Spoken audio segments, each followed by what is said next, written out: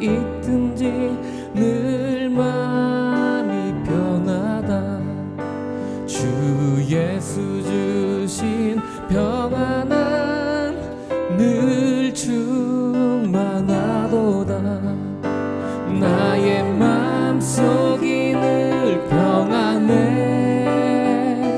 나의 마음속이 늘 평안해. 악한 죄 파도가 많으나 마음이 늘 평안해.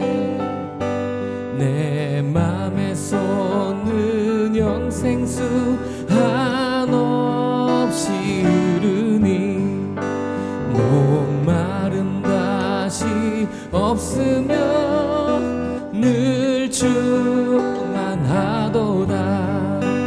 나의 마음속이 늘 평안해. 나의 마음속이 늘 평안해. 악한 죄 파도가 많으나 마음이 늘 평안해. 나의 마음속이 늘 평안해. 나의 마음속이 늘 평안해. 악한 죄 파도가 많으나 마음이 늘 평안해.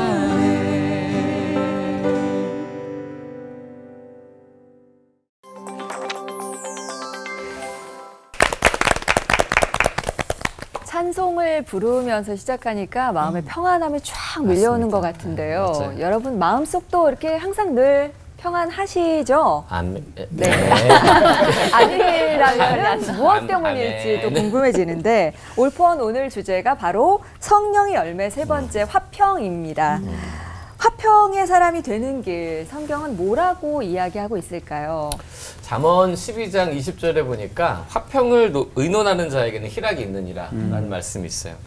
성령의 열매 두 번째 시간에 배운 그 빼앗길 수 없는 기쁨이 있는 사람이라네요. 그 마태복음 5장 9절에는 또 이렇게 이야기하잖아요. 화평하게 하는 자는 복이 있나니 하나님의 아들이라 일컬음을 받을 것입니다. 그 이보다 더 좋은 말씀은 없는 것 같아요. 주께서 심지가 견고한 자를 평강의 평강으로 지키시리니. 이사야 26장 3절 말씀인데 심지가 견고한 자 바로 저인 것 같습니다. 네. 네, 그래서 네. 이런 말씀이 있나 봐요. 좀 어려워도 모든 사람으로 더불어 화평함과 거룩함을 좇으라. 이것 없이는 아무도 주를 보지 못하리라. 히브리서 말씀인데 화평 없이는 주님을 진짜 볼 수 없나요?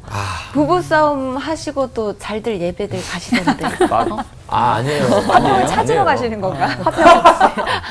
그럴 수도 네. 그럴 수도 있어요. 그건 아마도 네. 부부싸움이 제대로가 아니든지 예배가 제대로가 아니든지 아. 제가 둘 다 제대로 해보니까요. 예배 못 드립니다. 아니 화평이 없으면 자기 자신이 제일 먼저 괴롭겠죠. 그렇죠. 뭐 예배는 사실은 얼마든지 습관적으로 드릴 수 있어요. 정말 진정한 화평을 누리고 있는지 오늘 이 시간에 점검하실 수 있을 것 같은데요. 성경에서 찾아보는 성령의 열매 세 번째 시간, 화평. 자, 열매에 관한 설교부터 청해 듣도록 하겠습니다. 먼저 김윤희 목사님께 부탁드릴게요. 네, 우리가 아까 아시는 성경 구절 마태복음 5장 9절이죠. 화평하게 하는 자는 복이 있나니 그들은 하나님의 아들이라 일컬음을 받는다 그랬는데 왜 그렇게 말씀하셨을까요? 딴 것도 많을 텐데 왜 하필 이것, 그죠? 기독교에서 굉장히 중요한 개념이 많은데요. 일단 기독교 하면 사랑, 의, 거룩함 그런 게 있는데 이 화평이라는 개념이 어떻게 보면 십자가의 중심 신학 개념이에요. 왜 그러냐면 십자가를 통해서 하나님과 인간 사이가 화평해졌잖아요. 그죠? 십자가, 그죠? 그렇기 때문에 예수 그리스도가 이루어 놓은 그 일을 그죠? 우리 보고도 하라는 거예요. 결국은 하나님과 인간 사이, 복음을 전해야 되죠. 인간과 인간 사이에 화평을 이루라는 거예요. 왜냐하면 우리도 하나님의 자녀이기 때문에 이제 그런 의미로 생각해 볼 수 있겠죠.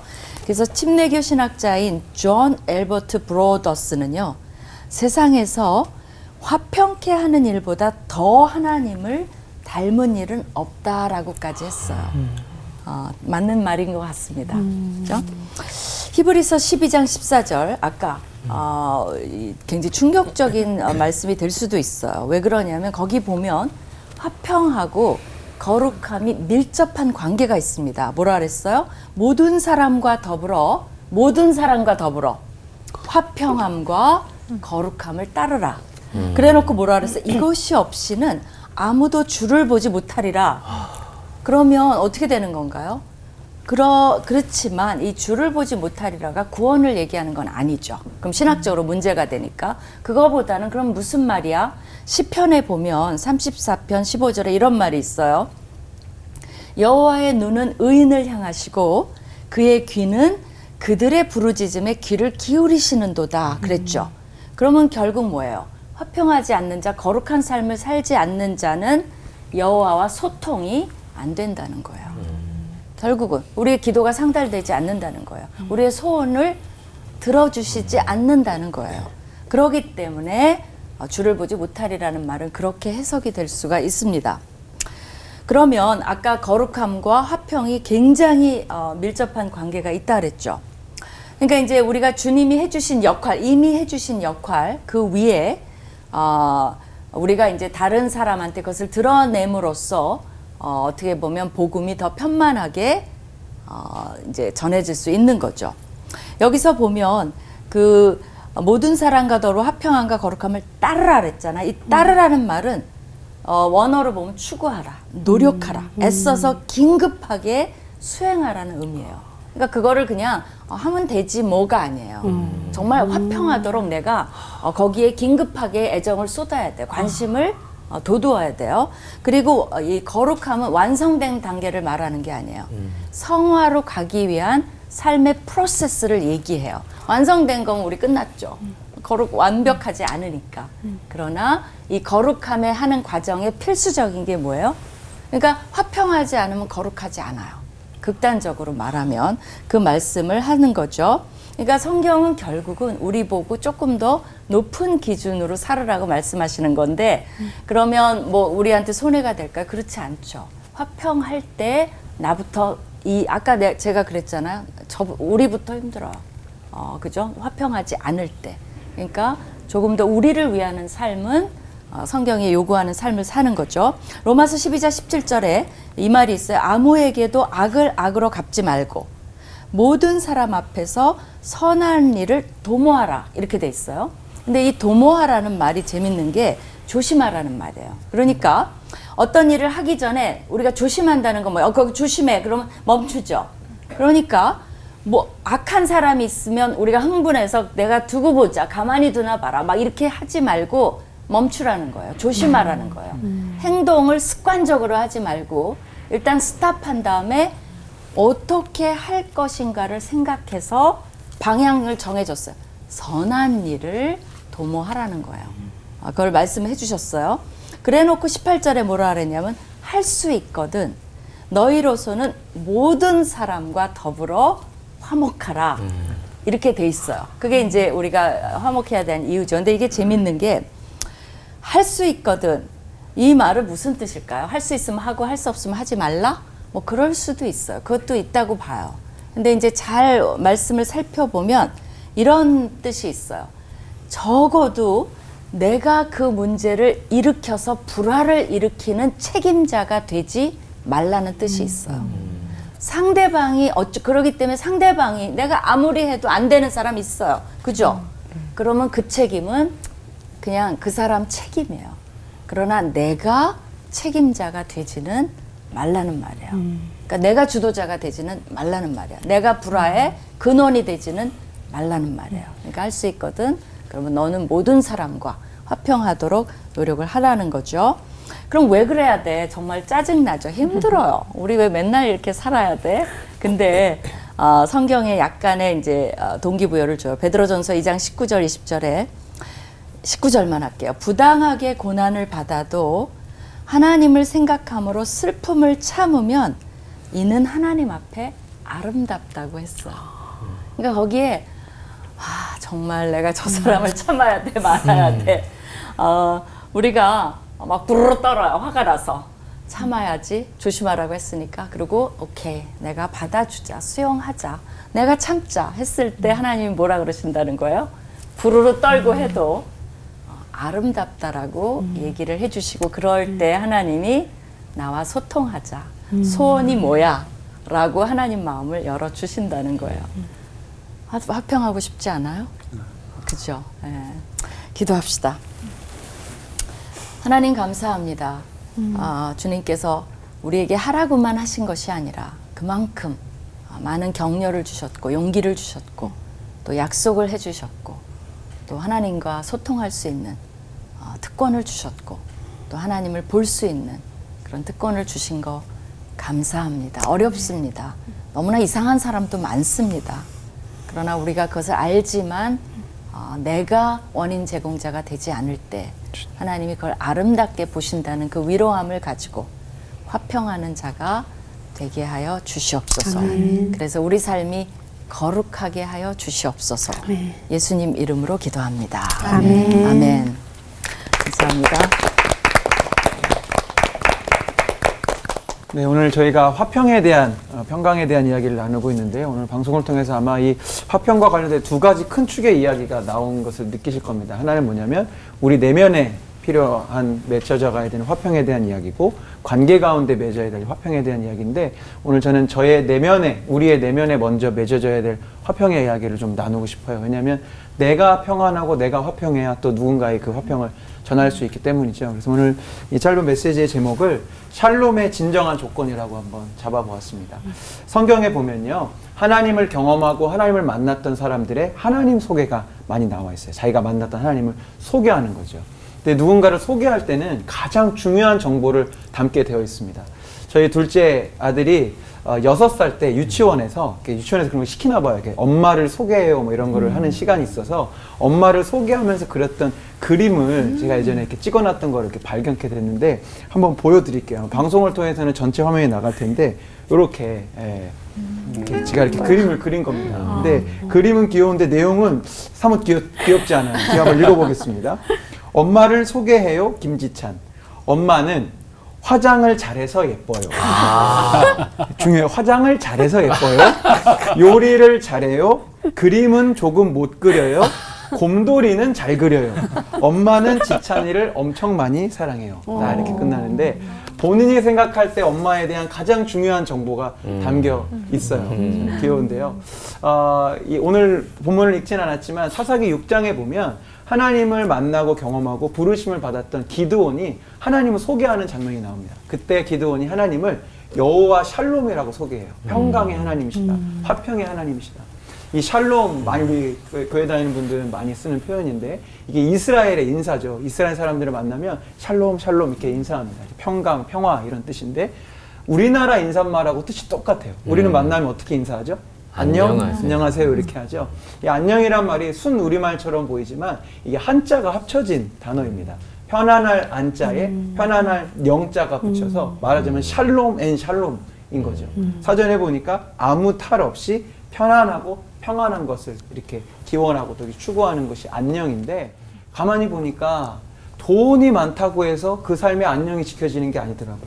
삶의 호조건을 다 만들어 두어도 결코 우리가 샬롬을 이야기할 수 없는 게 우리의 인생이란 말이에요. 그런데 어떻게 기드온은 샬롬을 외칠 수 있었을까? 사실 기드온이 이 부르심을 받는 상황 자체도 전혀 샬롬하지 않습니다. 일단 사사기라는 시대 자체가 악의 악순환이 있는 시대였잖아요. 그리고 외세의 그런 핍박과 아픔이 많았던 시대였는데, 특별히 기드온이 사역했을 때 당시에는 미디안이라고 하는 나라가 있었는데 정말 못된 나라였어요. 그냥 먹을 걸 가져가고 필요해서 가져가는 것이 아니라 지켜보고 있다가 추수할 때쯤 되면 와가지고 가져가고, 씨앗을 심겨 놓으면 그냥 그때 공격하고 오는 것이 아니라 싹이 올라오면 그때 와서 밭을 망가뜨려 놓고, 이거는 정말 대놓고 괴롭히는 그런 지경이었죠. 얼마나 불안하고 샬롬이 없었겠어요. 근데 이 상황 중에 그나마 이 기드온은요, 집에서 내다버린 막내 아들이었어요. 이렇게 위험한데 기드온의 아버지가 밀 이삭 타작하라고 그 위험한데 밖으로 내보냈던 아들이 기드온이었어요. 전혀 샬롬하지 않았죠. 또 그의 부르심조차도 샬롬이 아닙니다. 하나님이 나타나시 이렇게 얘기하십니다. 여호와의 사자가 기드온에게 나타나 이르되 큰 용사여. 멋진 말 같지만 얼마나 부담이 됐을까요? 집에서 내다버린 막내 아들인데 나보고 큰 용사라고? 주님은 더 하십니다. 14절에 보니까 여호와께서 그를 향하여 이르시되 너는 가서 이 너의 힘으로 이스라엘을 미디안의 손에서 구원하라. 자기한테 힘이 어디 있어요? 이 부담스럽고 불안하고 염려투성인 상황 속에서, 그런데 이상하게 기드온은 하나님을 샬롬이라고 소개하고 있어요. 왜 그럴까? 말씀에 보니까 근본적인 이유가 있었습니다. 사사기 6장 12절에 이렇게 기록되어 있습니다. 여호와의 사자가 기드온에게 나타나 이르되 큰 용사여. 네가 왜 큰 용사냐면 이어지는 구절에 이렇게 되어 있어요. 여호와께서 너와 함께 계시도다. 하나님이 함께 하시니까 너가 큰 용사지, 이렇게 얘기해 주시는데 기드온이 그게 막 믿어지지 않아요. 또 여러 가지 이야기하니까 성경 이어집니다. 그러나 기드온이 그에게 대답하되 오 주여, 내가 무엇으로 이스라엘을 구원하리이까? 보소서 나의 집은 므낫세 중에 극히 약하고 나는 내 아버지 집에서 가장 작은 사람입니다. 저 별 볼 일 없는 사람이에요. 근데 16절에 주님이 말씀하세요. 여호와께서 그에게 이르시되 내가 반드시 너와 함께 하리니 내가 미디안 사람 치기를 한 사람 치듯 하리라 라고 말씀하세요. 이 상황 속에서 기드온이 하나님을 샬롬으로 고백한 겁니다. 아, 내가 가지고 있는 거 나의 상황 때문에 샬롬할 수 있는 것이 아니라 하나님이 함께 하신다면, 그 하나님이 나와 동행하신다면 샬롬을 외칠 수 있는 거구나. 이 영적인 원리를 그림 3장으로 간단하게 설명드리고 말씀을 맺겠는데요. 또 사진을 보여드릴게요. 여기 아기 사자가 바위 위에 있습니다. 이게 꼭 우리가 살아가는 우리의 인생 같죠. 이 험한 바위길을 나 스스로의 힘으로, 근데 나는 어린 사자처럼 힘도 없고 스펙도 없고 여러 가지로 불안한 상황 가운데 있습니다. 그래서 점점 자기 자신을 바라보고 이 세상을 묵상하기 시작하면 내가 살아가고 있는 세상이 꼭 이 사진 같아요. 너무 큰 세상 속에 나는 너무나 작아 보이고, 그런데 내 힘으로 어떻게든 먹고 살아야 되고 어떻게든 문제를 해결해야 되고, 그래서 늘 불안하고 염려가 있죠. 그런데 이것은 크리스천의 세계관이 아닙니다.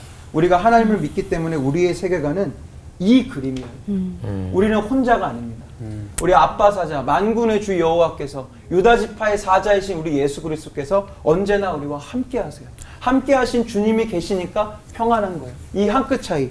주님을 보지 않으면 불안이고 주님을 바라보면 평안할 수 있는 겁니다. 이 샬롬의 진정한 조건을 가지시고 회복할 수 있는 우리 올포원 가족들이 되셨으면 참 좋겠습니다. 기도하겠습니다. 주님, 임마누엘의 예수님, 평강을 선포할 수 없었던 기드온의 삶처럼 나의 삶도 어려움 투성입니다. 이 세상이 악하고 나를 지켜보며 괴롭히는 사람들도 있고, 심지어 가장 가까운 가족마저도 제 편이 아닌 듯 싶을 때가 많습니다. 그런데 이런 내게 하나님의 사람으로 감당해야 할 무거운 사명들이 있으니 더 어렵습니다. 그러나 이 불안과 두려움 속에 믿음의 눈을 들어 아빠 사자를 바라봅니다. 나를 도우시고 바라보시는 아버지를 바라봅니다. 주님의 그 시선 아래서 진정한 평강, 진정한 샬롬을 누리는 우리 모두가 되게 하여 주시옵소서. 아멘. 유다의 사자, 만유의 주이신 우리 구주 예수 그리스도의 이름으로 기도합니다. 아멘.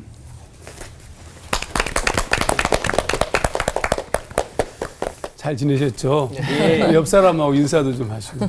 아유, 안녕하세요. 얼굴을 보니까 화평이 오시나요? 아니면 약간 좀 그러시나요? 왜 화평이 없는 것일까? 왜 사람들과 화목하게 지내며 평화를 이루는 삶을 살지 못하는 것일까? 이런 질문을 우리가 좀 던지는 거죠, 지금. 근데 먼저 알아야 될 것이 있는데, 이건 뭐 기쁨도 좀 같은 개념인데, 평화는, 화평은 내가 노력해서 얻어지는 게 아니에요. 아까 목사님 말씀하신 것처럼 내가 노력해서 얻어지는 것이 아니라 뒤에 이제 사자가 아빠 사자가 있으니까. 그러니까 갈라디아서에서는 뭐라고 쓰냐면 이 화평을 성령의 열매라고 표현하고 있죠. 그러니까 성령의 온전한 통치를 받는다는 것은 성령은 하나님이 우리와 함께 계심에 대한 놀라운 확증의 사건이니까 당연히 우리 안에 평화가 화평이 생기는 겁니다. 그래서 요한복음 14장 27절 말씀 보면 평안을 너희에게 끼치노니 곧 나의 평안을 너희에게 주노라. 그러니까 평안이라는 개념은 평화, 화평 이게 전부 다 하나님의 것이지 우리가 가질 수 있는 거 아니에요. 우리가 스스로 만들어낼 수 있는 것이 아닙니다. 자, 요한복음은 평안이라고 써서 성령의 열매로서의 화평과는 다른 거 아니냐 혹시 이렇게 생각할 분이 계실지 모르는데 이 화평이라는 단어도 평안이라는 단어도 똑같이 헬라어 에이레네를 쓰고 있어요. 히브리어로 얘기하면 샬롬입니다. 그러니까 주님이 주시는 거예요. 화평, 평안, 평화, 또 화목 뭐 거의 같이 쓰여집니다. 자, 그러면 어떻게 하나님의 평화가 우리 가운데 이루어지게 된 것일까? 그걸 하나님께서 계획하시고 십자가에서 이루셨어요. 골로새서 1장 19절 말씀부터 보면 아버지께서는 모든 충만으로 예수 안에 거하게 하시고 그의 십자가의 피로 화평을 이루사 화평이 에이레네입니다. 만물 곧 땅에 있는 것들이나 하늘에 있는 것들이 그로 말미암아 자기와 화목하게 되기를 기뻐하시니라. 그러니까 예수님께서 우리를 위해서 십자가의 피로 에이레네 화평을 이루심으로 하나님의 평화가 우리 안에 이루어지게 되었고 하나님과 화목하게 되었다는 뜻입니다. 그러므로 온전한 화평을 이루기 위해서 필요한 것은 이미 하나님께서 독생자 예수 십자가 죽음을 통해서 이루심으로 우리에게 내미신 하나님의 손을 잡는 거예요. 그게 뭐냐? 그게 회개죠. 회개. 그게 회개입니다. 왜 우리에게 하나님께서 화평으로 오시는데 왜 우리가 화평하지 못할까? 우리 안에 왜 평화가 없을까? 온전한 회개가 없어서 그래요. 오순절 성령의 역사 이후에 베드로와 요한이 예루살렘 거리에서 설교를 할 때 그 설교를 듣고 예루살렘 백성들이 우리가 어찌할꼬라고 고민하지 않습니까? 그때 이제 베드로가 꺼낸 요청이 뭐냐면 회개예요. 회개. 너희가 회개하여 예수 그리스도의 이름으로 세례를 받고 죄사함을 받으라. 그리하면 성령의 선물을 받으리니 이 성령의 선물이 뭐겠어요? 당연히 이 부분에서는 바로 화평이죠. 에이레네. 그러니까 우리가 회개하고 주님을 믿을 때 벌어지는 현상이 사실 이게 화평입니다. 근데 이 말씀과 똑같은 유사한 말씀이 사도행전 3장에 나와요. 그러니까 오순절 역사 이후에 예루살렘 거리에서의 사건 이후에 나중에 미문의 안진뱅이를 일으킨 사건 때문에 이제 막 솔로몬 행각으로 몰렸을 때 다시 베드로가 설교하는 그 상황에서 똑같은 형편인데 그때 베드로가 뭐라고 얘기하냐면 너희가 회개하고 돌이켜 너희 죄 없이 함을 받으라. 이같이 하면 유쾌하게 되는 날이 주 앞으로부터 이를 것이요. 사도행전 3장 19절. 제가 개역성경을 읽었습니다. 개역개정은 시원이라는 표현을 썼는데 여기서는 유쾌하게 된다. 그러니까 유쾌하게 된다. 이 같은 말씀이 사도행전 2장 38절에서는 성령의 선물을 받으리니라고 썼는데 사도행전 3장 19절에는 유쾌하게 되는 날. 그러니까 성령의 선물이 유쾌하게 되는 것과 같은 의미예요. 그러면 여기서 유쾌하다. 이게 무슨 뜻이냐면 헬라어로 아납식시스라는 말을 쓰고 있는데 이게 꽉 막힌 채가 뻥 뚫리는 거. 그게 화평이, 그게 이제 그 유쾌하게 되는 거죠. 내가 스스로 얻는 것이 아니라 하나님이 주시는 쉼, 유쾌함이 우리 가운데 임하는 거예요. 유쾌함. 그때 유쾌하니까 내 마음이 시원해지고 깨끗해지고 즐거워지고 행복해지고 뭐가 빵 뚫렸으니까 이제 그 사람이 어떻게 걸어가요? 걷는 게 다르잖아요. 체한 사람하고 이게 체한 사람은 이러잖아요. 근데 빵 뚫린 사람은 와우. 그쵸? 그러니까 와우 하는 사람을 보면 벌써 화평이 오잖아요. 체한 사람을 보면 같이 체하잖아요. 그래서 마태복음 5장 9절 화평하게, 이 화평이 에이레네입니다. 화평하게 하는 자는 복이 있나니 그들이 하나님의 아들이라 일컬음을 받는다. 화평은 죄를 회개하고 하나님을 의지하고 믿는 이들에게 벌어지는 하나님과의 화목 사건이에요. 왜 아까 얘기한 것처럼 그리스도의 죽음으로 우리와 하나님을 화평케 하신 거거든요. 그러므로 화목하게 하는 사건이고 화목함으로 그냥 체한 거 완전히 다 풀리고 완전 신난 이 존재가 걸어가는 것 그 사람이 만들어내는 것이 뭐냐면 그게 그게 화평이죠. 그래서 이 화평케 하는 자라는 말이 영어로는 피스메이커지만 두 단어로 헬라어는 쓰여졌어요. 하나는 에이레네, 또 하나는 포이에오. 에이레네는 화평, 평화, 포이에오는 만들다.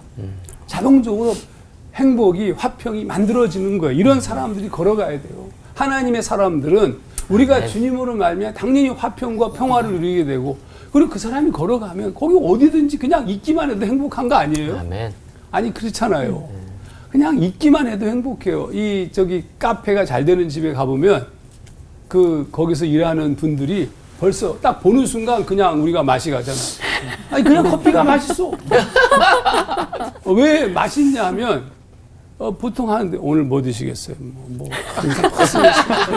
꽉꽉 누르고 막 이렇게 그게 아니고 와 제가 어느 커피숍에 갔더니 드립 커피를 하는데 멋있게 생긴 친구가 저를 찾아와가지고 제 앞에 제 아내와 같이 앉아 무릎을 꿇고 드립을 하는 거예요. 벌써 화평이 왔어요. 하나님의 사람들이 이 세상을 그렇게 걸어가야죠.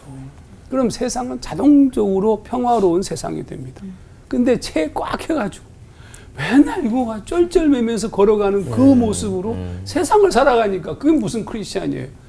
주님 앞에서 빨리 해결하시고 성령의 선물로 온전한 평화를 누리심으로 이 세상을 걸어가는 우리 모두가 되기를 소망합니다. 아멘. 기도하겠습니다. 하나님 아버지, 이 세상이 힘든 것은 그리스도로 말미암아 온전한 화평을 누리지 못한 자, 그러니까 회개하고 주님의 은총으로 성령의 충만한 선물을 받지 못한 자들이 이 땅을 걸어가고 있기 때문입니다. 꽉 무엇인가 뭉쳐있고 채하여 풀지도 않고 분노를 해결하지도 아니하고 화를 품고 살아가는 크리스찬들 때문입니다. 주님 우리에게 온전한 평화를 주시옵고 그렇게 이 세상을 걸어가며 세상을 평화롭게 하는 진정한 피스메이커가 되도록 인도하여 주시옵소서. 아멘. 예수님 이름으로 기도하옵나이다. 아멘.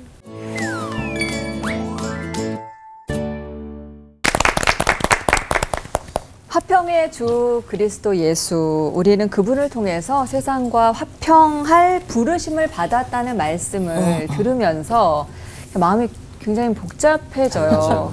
왜냐하면 세상과 화평을 하는 거는 차치하고라도 이 조그마한 마음속에 맞아요. 내 안에 화평을 찾는 게 너무나 좀 어렵게 느껴지는 날이 많아서 말이죠. 저는 또 궁금한 게 또 생겼어요. 네. 사람마다 화평하지 못하는 부분이 다 다르잖아요.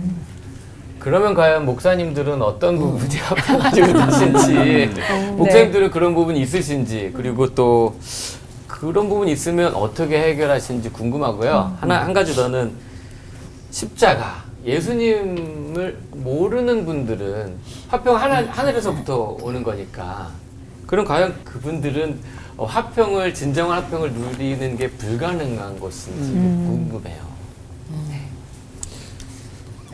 저부터. 네. 그 거짓 신들의 전쟁이라는 책을 보면 책의 저자가 자기 안에 있는 그런 거짓된 신들, 거짓 우상들, 하나님으로 삼고 있는 것들을 이제 발견할 수 있는 몇 가지 이렇게 체크리스트를 주는데 그 중에 하나가 뭐였냐면 나의 화평을 앗아가는 이 분노의 트리거, 그러니까 분노의 방아쇠가 뭔지가 한번 찾아봐라. 나의 지금 말씀하신 화평이 확 깨지는 거, 그게 바로 나의 하나님, 나의 거짓 우상일 수 있다 이런 질문을 하더라고요. 가만 고민해 보니까 내가 언제 이 화평이 사라지고 분노라든지 이런 막 감정이 막 이렇게 솟구쳐 올라올까 보니까 제 우상은, 제 하나님은 제 시간과 제 계획이라는 그 개념인 거예요. 나의 계획과 나의 시간표가 흐트러지고 어그러지면 굉장히 힘들어. 아마 신혼 때 부부싸움의 제1의 원인이 그거였던 것 같아요. 내 시간, 내 계획이 막 무너지는 그것 때문에. 근데 이 아까 질문이 예수 그리스도를 그럼 모르는 분들에게 진정한 화평이 불가능하냐, 단도직입으로 말씀드리면 불가능하다고 생각합니다. 왜냐면 다 거짓된 신들을 붙잡고 살아가기 때문에 이 화평이 무너지고 분노하고 이런 거 아니겠어요? 마치 바다에서 멋지게 떠있긴 하지만 그냥 바다 위에 떠있는 부표를 붙잡고 살아가는 인생이기 때문에 파도가 불면 계속 흔들릴 수밖에 없는 게 세상에 말하는 평안인 것 같아요. 그래서 부표가 아니라 정말 바닥에서부터 올라와 있는 바위를 붙잡고 있어야 평안이 유지되는 것처럼, 물론 말처럼 쉽지는 않지만 예수님이라는 반석을 붙잡을 때에만 사실은 진정한 평안이 올 수 있다고 생각합니다. 저도 거짓 신들을 버리고 하나님만 예배하는 것이 방법인데 못할 때가 참 많죠. 뭐 화평 사실은 세상 사람들도 뭐 관점에 따라서 좀 화평하죠.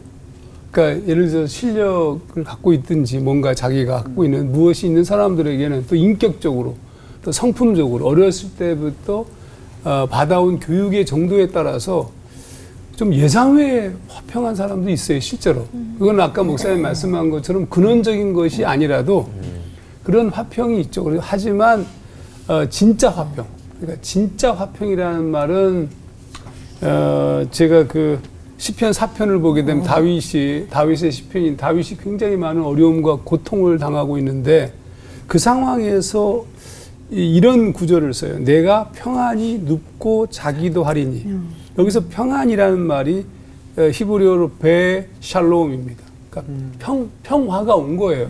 그렇게 자는 이유가 뭐냐면 나를 안정케 살게 하시는 이는 오직 여호와 신이다. 자기 편안하게 자기 하는 거죠, 이게. 그러니까 평화라는 것은 세상에 있는 자기 것들을 무엇인가를 붙잡고 있고 세상에 내가 훈련받았고 또 갖고 있고 이런 모든 것들로 인해서 평화가 올 수 있다고 봐요. 근데 그거는 세상의 것이니까 무너질 수 있는 거잖아요. 근데 이제 하나님이 주시는 평화는 무너질 수가 없죠. 하나님이 무너지거나 사라지지 않는 것이니까. 그런 의미에서 좀 근원적 차이가 있다고 볼 수 있죠.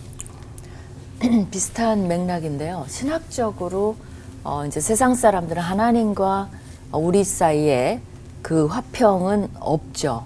왜냐하면 예수 그리스도를 믿음으로만이 이루어지는 거니까, 그죠? 그건 없고 우리는 있죠.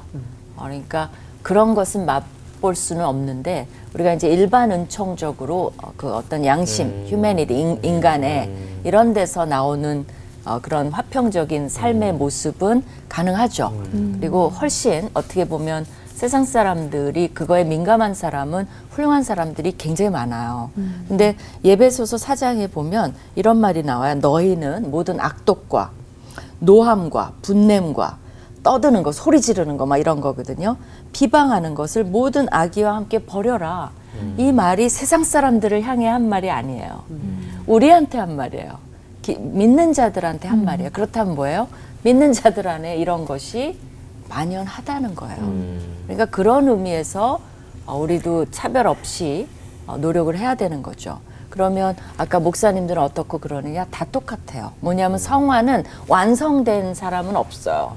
예수 그리스도의 그 정말 모습까지 우리가 과정이기 때문에 아까 말씀대로 화평하기 위해서 멈추고 그죠? 좀 조심하고 생각해보고 그 다음에 내가 어떤 행동을 취할 것인가? 내가 이렇게 했을 때 참을 쓸 때 보상이 어떤 건가? 이런 것들을 좀 더 이 과정에서 깊이 생각하는 누가 더 그걸 하느냐에 따라서 달라지는 거죠. 그러니까 아마 목사님들도 그 연습이 조금 더 됐다라고 봐요. 왜냐하면 너무나 많은 성도들을 대하기 때문에 사실은 열 나게 하는 분들도 많으세요. 정말 막 그리고 어떤 분 막 이상한 전화 하셔갖고 막 설교를 하시는 분도 계시고 참아야죠, 그죠? 그렇지. 그러니까 그걸 참을 그런 훈련들을 더 잘 한다면 뭐 목사님이냐 아니냐 그런 거에 관계없이 더 거룩하고 좀 덜 거룩하고 얼마든지 그런 모습은 가능해요. 근데 그 연습을 안 하면 여기 말한 대로 안 믿는 사람보다도 훨씬 더 정말 그 뭐라 그러죠? 못 됐어요. 그죠? 정말 예수님 덕분에 간신히 살아가는 거지. 그 외에는 별로 없는 분들도 많을 수 있다는 도전은 받아야 될 것 같아요. 네. 샬롬이라는 인사는 꽤 입에 달고 살았던 것 같은데 그걸 살아낸다는 게 얼마나 힘든지 오늘 확인하는 시간인 것 같습니다. 성령의 사람이라면 화평의 사람이 돼야 될 텐데 그 열매가 잘 안 보여요. 여러분은 잘 보이세요? 아니요. 안 보이세요? 그래서 준비했습니다. 눈에도 보이는 화평의 열매를 깊이 있고 얻기 위해 작심하고 드리는 질문 타임! 안 보여. 그래서 질문 드리도록 하겠습니다. 이 가장 궁금한 게 바로 하나님과의 화평이에요. 그래서 김종윤 목사님께 이 엄마 아빠랑 좀 싸웠다고 집안이 무너지진 않는데 왜 하나님과 화평하지 못하면 이 모든 평화와 이 평안이 깨지는지 화평이 깨졌다는 건 뭘 보면은 어떤 것을 보면 확실히 알 수 있을까요, 목사님?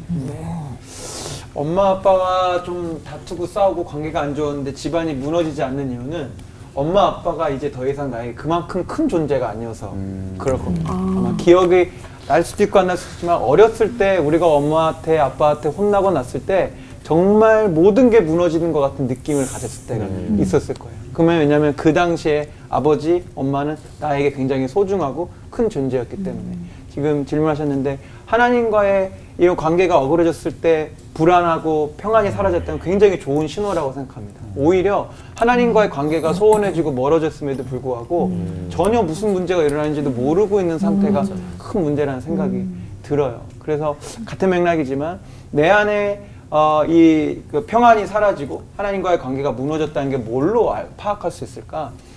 내 안에 불안함과 두려움이 얼마나 많은지로 증명이 되는 것 같아요.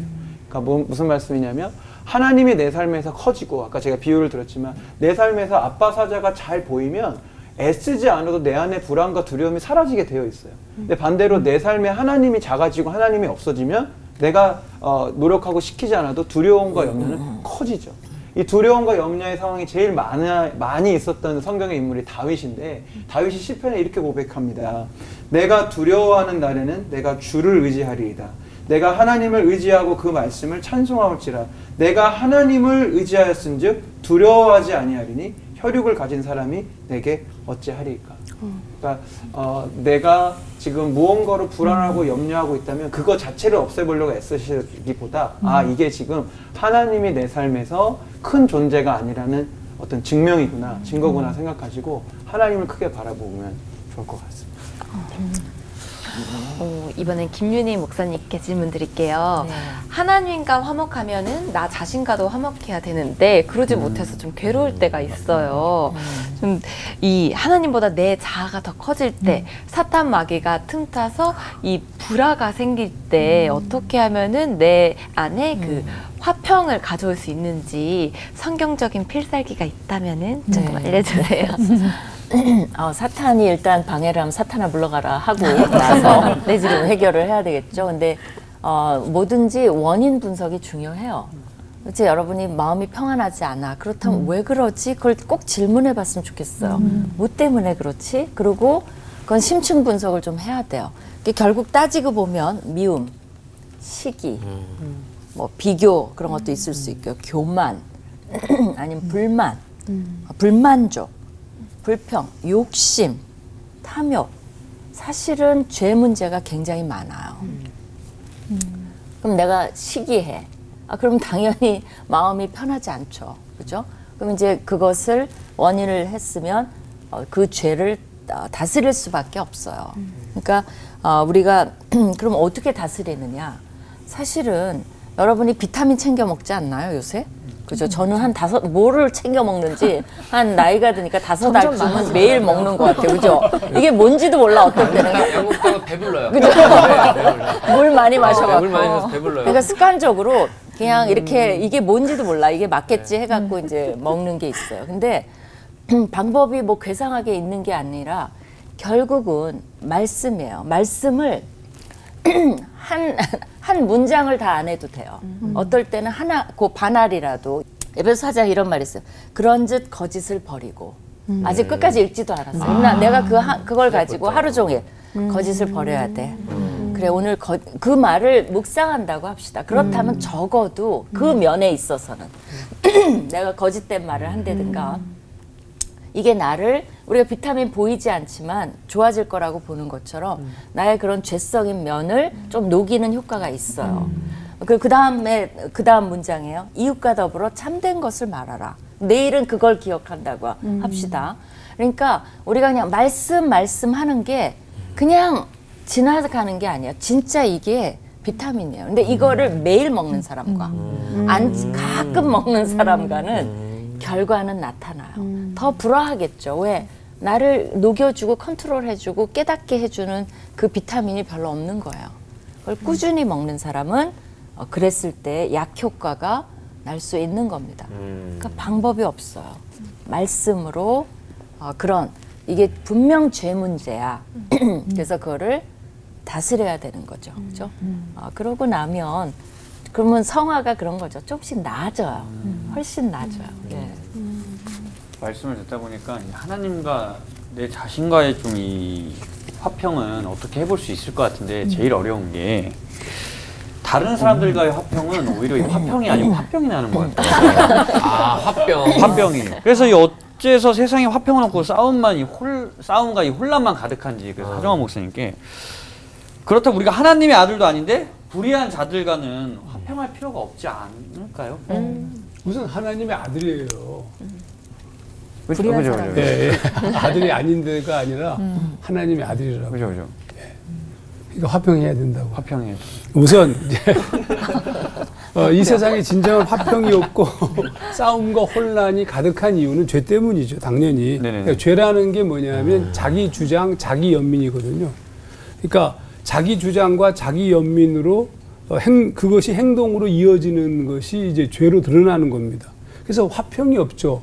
왜냐하면 자기 주장으로 인해서 그게 뭐 비교가 되고 뭐 나를 중심으로 해서 세상을 바라보니까 그래서 싸움이 벌어지게 되는 거고 그래서 싸움에 진 사람이 또 이제 싸움을 걸어오게 되니까 끊임없는 싸움은 반복되면서 화평이 없을 수밖에 없습니다. 자, 그러면 크리스찬은 어떻게 살아야 되는가? 우리가 하나님의 아들, 정확하게 얘기하면 예수 그리스도가 아닌데 이런 뜻이겠죠. 그렇죠? 예수 그리스도와 같은 동일한 사람이 아닌데 굳이 불의한 자들과 화평할 필요가 있겠는가 이렇게 물어봤잖아요. 네. 화평할 필요가 없죠. 죄송합니다. 불의와 화평한다는 것이 그게 불의와 화평한다는 말은 뭐예요? 불의한 자들과 화평한다는 말은 혹시 이게 불의를 눈 감는 것이 되면 안 되죠. 그건 화평할 수 없죠. 더더욱이 성경은 우리에게 악을 멀리하고 하나님은 불의를 싫어하신다고 그러는데 우리가 그것과 화해할 수는 없습니다. 그런데 그러면 로마서 말씀을 아까 이제 우리 목사님께서 이 본문을 인용하셨는데 로마서 12장 17절부터 보면 아무에게도 악을 악으로 갚지 말고 모든 사람 앞에서 선한 일을 도모하라. 할 수 있거든 너희로서는 모든 사람과 더불어 화목하라 이렇게 말씀하셨어요. 악과 불의 앞에 선한 일을 도모한다? 이게 무슨 뜻일까? 조금 달리 얘기해 보면 막 모두가 내 옆에 있는 사람들이 지인들이 사기치고 투기하고 막 그러잖아요. 근데 나는 하지 않는 거예요. 그게 선을 도모하는 겁니다. 그러니까 좀 더 얘기하면 손해 볼 수 있지만 그걸 즐기는 거죠. 그런데 이게 어렵잖아요. 어렵죠. 그래서 정말 저는 성경을 읽을 때마다 늘 감동하는데 어려우니까 어려운 우리들을 위해서 다음 말씀을 주시는 거예요. 할 수 있거든이라고 붙인 거예요. 할 수 있으면 해라는 뜻이에요. 그럼 못하면 그럼 못하는 거죠 뭐. 아니 못한다고 뭐 얻어 터지겠어요? 아니 못하는데 미성숙한 신앙을 가졌는데 그걸 때려요? 엄마가 미성숙한 아이를 보고 후려갈깁니까? 너 분명히 동생하고 화목하게 지내라고 했지. 못했잖아요. 그러면 얻어 터집니까? 꿀밤 정도. 밥을 굶기는 거야. 죄송합니다. 엄청 큰데요, 목사님. 죄송합니다. 엄청 큰데요. 그거 크죠? 근데 그러겠어요? 그러지 않죠. 네, 맞습니다. 그러니까 좀 더 구체적으로 얘기하면 화목과 화평은 모두 에이레네의 동사형을 쓰고 있는 거예요. 그러니까 스데반이 돌에 맞아 죽는 상황에서 그가 주여 이 죄를 그들에게 돌리지 마옵소서. 이게 화평하는 거죠. 이게 평화하는 거죠. 이거 힘들죠. 힘들지만 사실은 이걸 뭐라고요? 할 수 있거든 이라고 쓰고 있는 겁니다. 우리에게 선택권을 준 겁니다. 성숙해야 되는 이유가 거기 있는 거죠. 그때까지 주님은 저는 개인적으로 용납하신다고 믿습니다. 아이가 그렇게 못하더라도 엄마가 참죠. 좀만. 그래 이놈이 크면. 그러니까 우리가 뭘 해야 돼요? 우리가 하나님 앞에 부끄럽지 않게 바르게 화평하고 나중에 그런 존재가 될 것을 꿈꾸면서 열심히 무던히 훈련하고 수련하고 노력하는 것이 있으면 하나님이 참으시죠. 기다리시죠. 그 다음에 나머지는 하나님이 하시는 겁니다. 근데 더 놀라운 게 있어요. 스데반의 순교 사건을 보게 되면 스데반이 그렇게 기도하고 죽잖아요. 근데 성경은 죽다 이렇게 표현하지 않고 이렇게 씁니다. 이 말을 하고 자니라. 이게 평화의 정체예요. 그러니까 죽는데 얻어 터지면서 뭐 그러면 막 몸부림치면서 그게 아니고 그냥 주무셨어요. 그걸 누가 봤냐면 바울이 봤죠. 바울이 뚜껑이 열렸겠죠. 도대체 저 인간은. 저는 개인적으로 성경에 자세히 나와 있지는 않지만 스데반의 그 모습이 바울에게 상당한 심각한 도전을 줬을 거라고 생각합니다. 그러니까 우리가 악한 자들과 불의한 자들과 잘못된 자들을 만나요. 근데 그들을 만나더라도 어떤 태도를 취하냐면 우리는 바른 길을 하나님의 방법으로 하나님과의 불화를 택하지 않고 그들을 앞에서 하나님의 방법을 택하여 사는 거예요. 그게 화평하는 겁니다. 그러면 언젠가는 그들이 하나님께로 돌아올 수 있는 기회가 열리는 거죠. 아니 이 세상에서 저런 놈이 있는데 저에게 주신 평화가 저 안위함은 도대체 어디에서 오는 것인가 질문이 생기지 않겠어요? 저는 사울이 바울이 된 결정적 이유 중에 하나가 바로 그 부분에 있다고 생각합니다. 그러니까 좀 어려운 상황을 만나면 타협하는 것이 아니라 하나님의 방법을 택하십시오. 약간 왕따가 되는 위험은 좀 있습니다. 하나님과의 화평, 또 이웃과의 화평, 나 자신과의 화평, 우리가 이루어가야 될 게 굉장히 많이 있는데 내 능력으로 하려고 하니까 힘든 것 같아요. 하나님께서 주시는 성령의 은혜를 통해서 화평의 열매를 주렁주렁 맺는 모습들 현실에서도 좀 찾아보고 싶네요. 네, 그래서 궁금한데요. 목사님들께서 이 피스메이커가 되셨던 일화나 또 주변에 보셨던 피스메이커, 기억에 남았던 그 피스메이커가 있으셨다면 그분들이 맺었던 그 화평의 열매들을 좀 나눠주시면 좋을 것 같아요. 제가 먼저 할게요. 근데 사실은 제가 특별한 피스메이커 해본 적은 별로 없고요. 근데 뭐 굳이 이런 예를 좀 들고 싶습니다. 우리 예전에 제가 청년 사역을 할 때 한 청년이 교통사고를 당했는데 엄마하고 그다음 동생하고 같이 탔는데 그게 중앙선을 운전 미숙으로 중앙선을 넘어서면서 앞에 오는 차를 들이받쳤어요. 그래서 그 청년이 여자 청년이었는데 척추뼈가 부러지고 내장이 파열됐습니다. 그러니까 이게 근데 이제 엄마도 다쳤고 동생도 다쳤으니까 아버지는 엄마를 돌보고 또 이 동생에게는 남자친구가 있었어요. 돌보고. 근데 이 여자는 아무도 돌볼 사람이 없는 거예요. 그러니까 우리 교회 훈련받고 있던 제자 훈련받고 있던 청년들이 24시간 동안 교대를 만들어서 거의 한 2달 정도를 매일 가서 소대변을 다 받고 그렇게 도와줬어요. 근데 무슨 일이 벌어졌냐면 이 어머니 아버지는 예수를 믿지 않고 동생도 남자 동생은 군에 가 있었는데 믿지 않았는데 와서 우리를 바라보면서 첫 번째 자기 누나가 자기 딸이 이상한 평화를 갖고 있는 거죠. 그리고 거기에 청년들이 와서 늘 그렇게 돌보는 걸 바라보면서 어머니 아버지와 식구들이 이상한 감정을 느끼는 거예요. 도대체 이들이 갖고 있는 평화 단순하게 사랑을 넘어선 이건 도대체 무엇인가.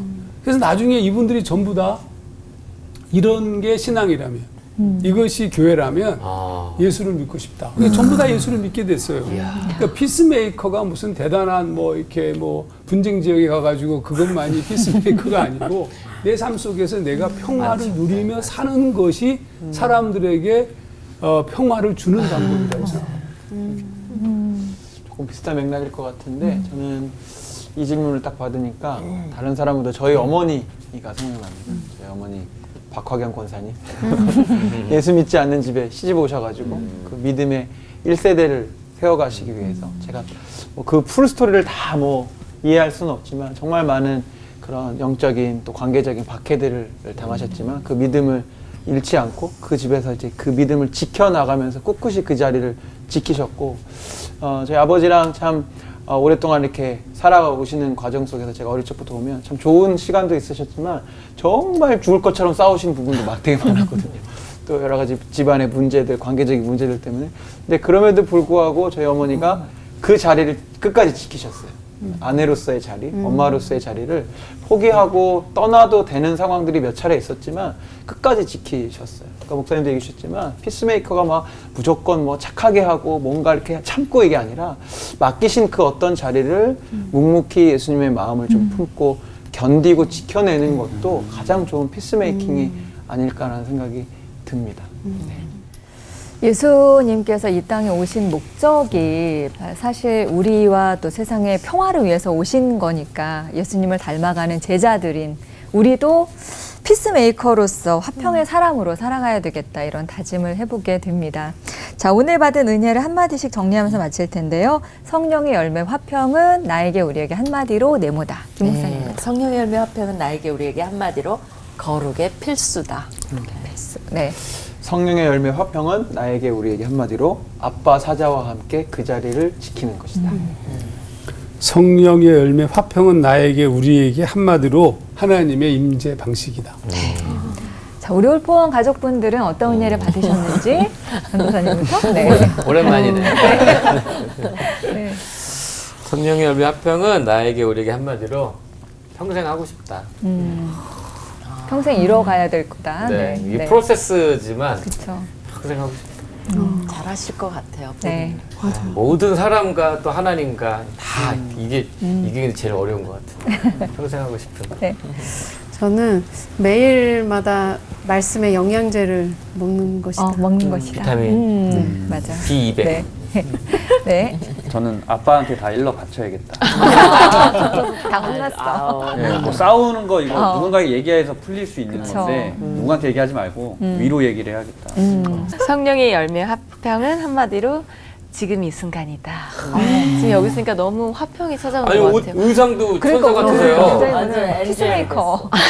계속 함께 있어주세요. 가지 주님이 말아요. 사랑해서 너무 네. 사랑하시네요. 자, 오늘 끝인사는 힘과 권세로 이루는 평화 말고 사랑과 화해로 화평을 이루는 사람들답게 외치면서 마치도록 하죠. 네. 하늘에는 영광, 땅에서는 평화를 이루며 하나 되는 시간 올보 원!